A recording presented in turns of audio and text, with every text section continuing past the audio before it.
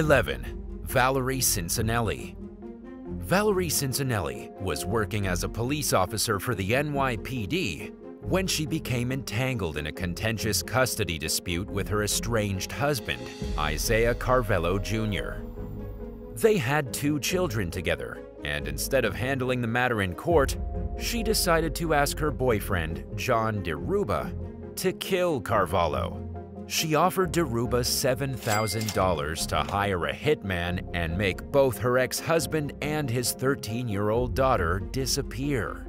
But DeRuba wasn't quite the bad boy that he made himself out to be. He told the FBI about Cincinnelli's disturbing plot and cooperated with authorities in order to gather enough evidence for them to charge her with a crime. Cincinnelli was originally charged with murder for hire and faced up to 40 years behind bars.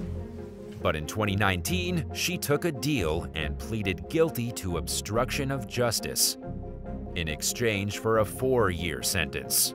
In late 2020, she lost her bid for early release, much to Carvello's relief.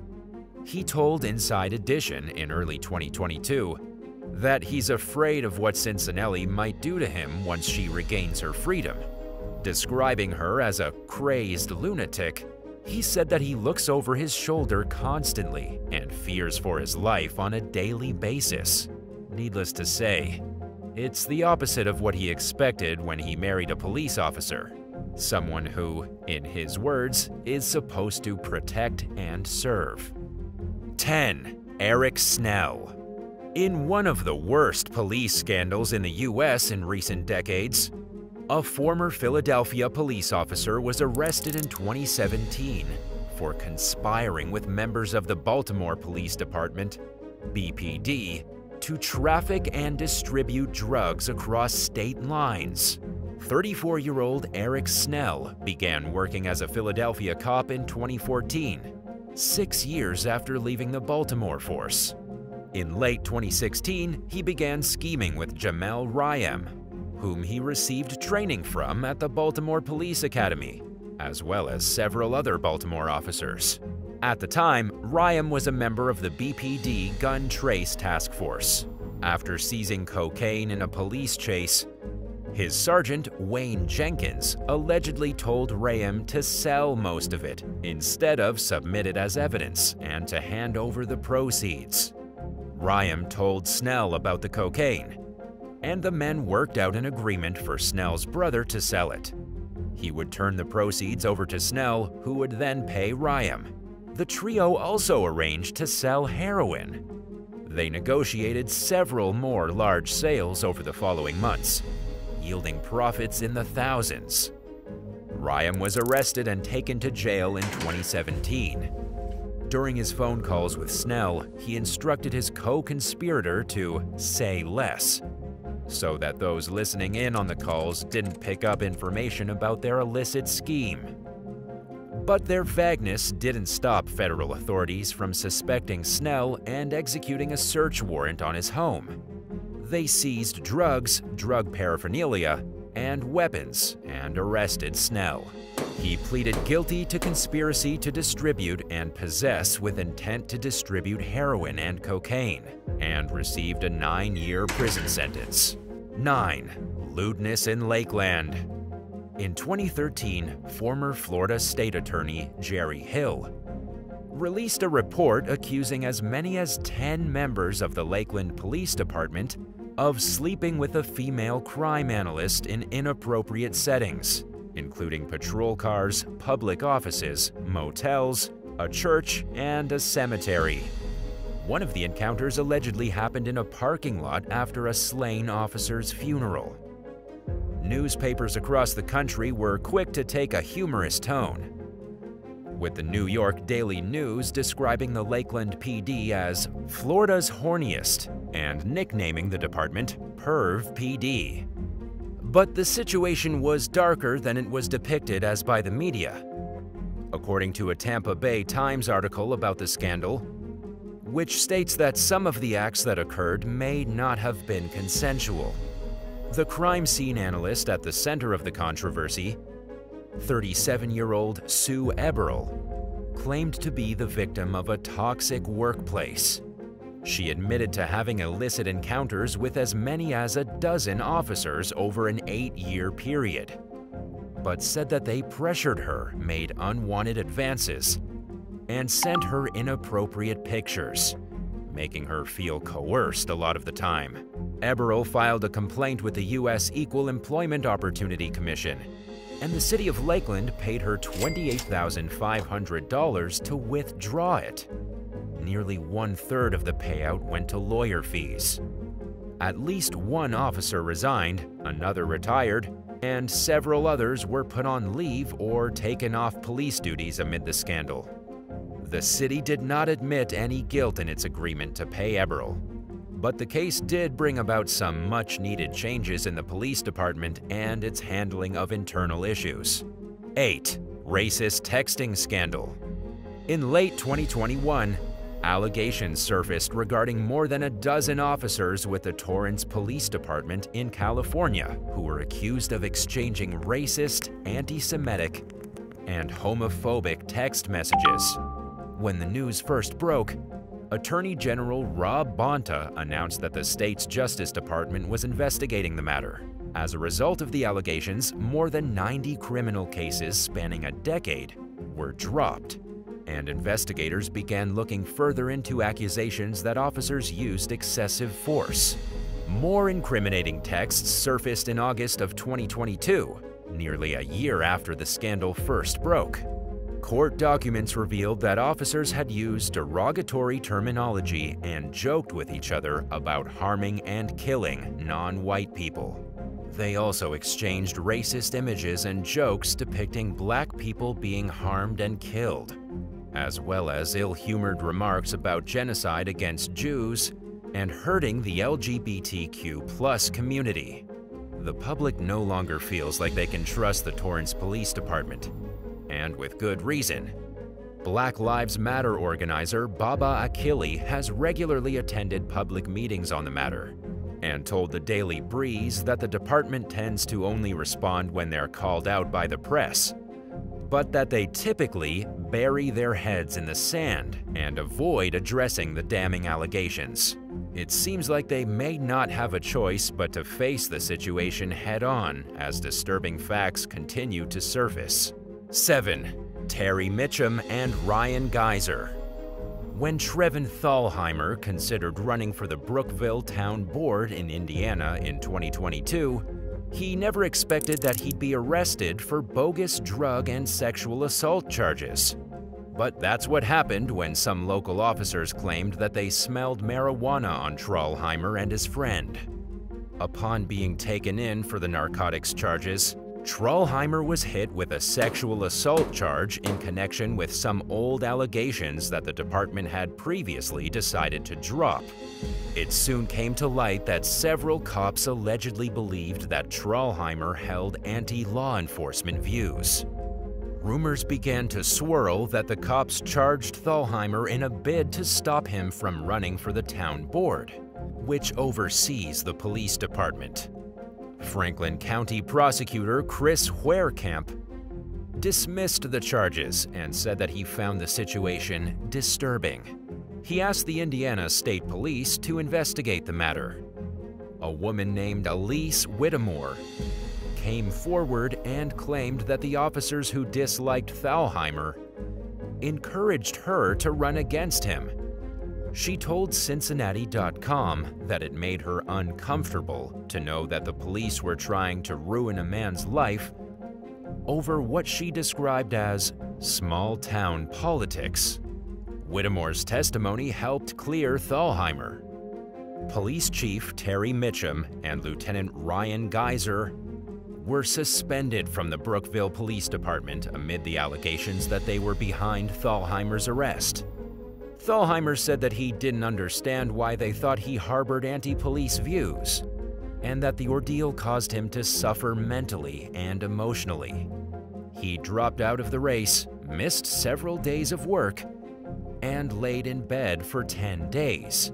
Perhaps the most shocking aspect of the whole situation is the fact that Thalheimer had no previous trouble with police before he decided to run for the town board. 6. Torturous training. At least 20 police trainees needed medical care after performing bear crawls on hot pavement at the Massachusetts State Police Academy in Braintree, leaving their hands covered with painful blisters and abrasions. One trainee resigned, and the incident sparked an internal investigation into what an agency spokesperson described as unauthorized training exercises. Bear crawls are not part of the curriculum, and the drills added no value to the training, according to the spokesperson. Speaking with NBC 10, retired state trooper Todd McGee explained that some trainers have old-school tendencies, but that their job also comes with a mentoring role and that it's important not to push things to the point where training becomes more like hazing. As a result of the investigation, the 2 academy drill instructors who supervised the bear crawls were removed and replaced. The department issued a directive reminding its trainers about which exercises are unauthorized, even though it's something they should already know. This is the second time in recent years that the Massachusetts State Police have made news headlines for alleged wrongdoings.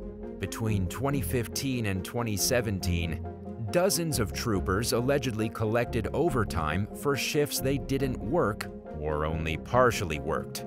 Ever since, the force has reportedly been short-staffed, and the problem doesn't seem to be improving. 5. Alonzo Jones. During his career as an officer with the Detroit Police Department, Alonzo Jones accepted thousands of dollars in bribes from a local towing company in exchange for forging paperwork that transferred ownership of abandoned cars to the company without going to public auction first, which was a required part of the process. An undercover agent got involved, and Jones was arrested as part of an FBI investigation into corruption among public officials. He was accused of accepting 5 bribes over a 2-year period ending in 2021. As part of a plea deal, the former officer pleaded guilty to accepting bribes, reducing the prison time he faced from 10 years down to 24 to 30 months. Jones's lawyer urged the judge to give his client probation, but the judge ordered Jones to spend 15 months behind bars. 4. William Hahn. 34-year-old William Hahn was off duty from his job as a police officer in Arlington, Virginia in 2022, when he found himself being taken into his workplace as a suspect. He was out one night with a female companion when they got into an argument, and things allegedly got violent. A witness called the police after noticing the woman's injuries in an elevator. The caller didn't know Hahn or the victim and was simply a concerned bystander. The victim accused Hahn of throwing her on the ground and breaking her cell phone, and he was charged with malicious bodily injury and destruction of property. He was put on unpaid leave pending the outcome of his case and could face between 5 and 20 years in prison if convicted of the malicious bodily injury count. The case is ongoing. In a statement, Arlington County Police Chief Andy Penn described the allegations against Hahn as unacceptable behavior and vowed to thoroughly investigate the matter. 3. Jerry Williams.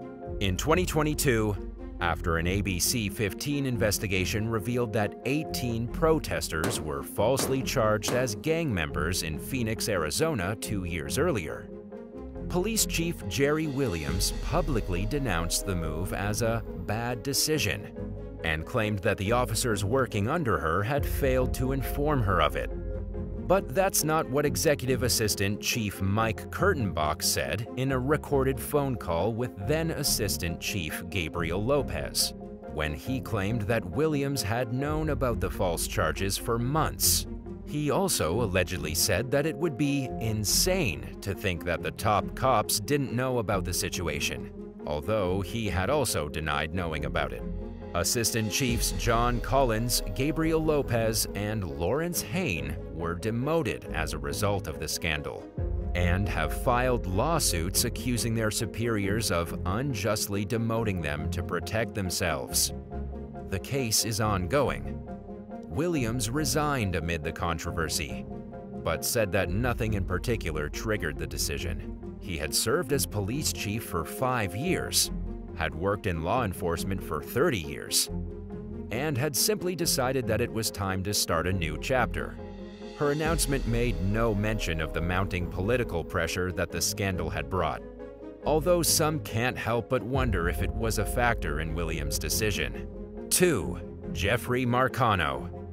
After receiving a tip about one of its own officers possibly breaking the law in 2022, the Miami Police Department's Internal Affairs Anti-Corruption Unit started conducting surveillance on a 32-year-old officer named Jeffrey Jose Marcano.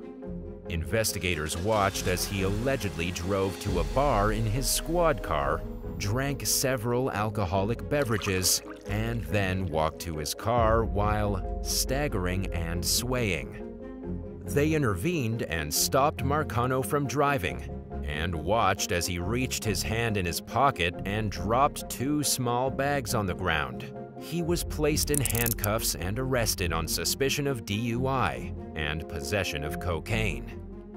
Marcano has been suspended without pay pending the outcome of his charges. In a statement, the Internal Affairs Anti-Corruption Unit reassured the public that it would not let the Miami Police Department's integrity be compromised by an officer who brings dishonor, erodes public trust, and tarnishes the badge. 1. Stephanie Roggina.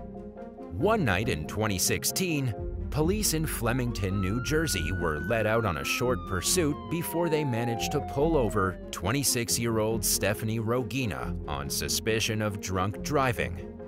Dashcam footage showed her car swerving in the road and nearly hitting a guardrail before the driver decided to comply with law enforcement. At the time, Roggina was employed as a rookie cop with the Scotch Plains Police Department. She was seen on video telling an officer who she works for and what her badge number was.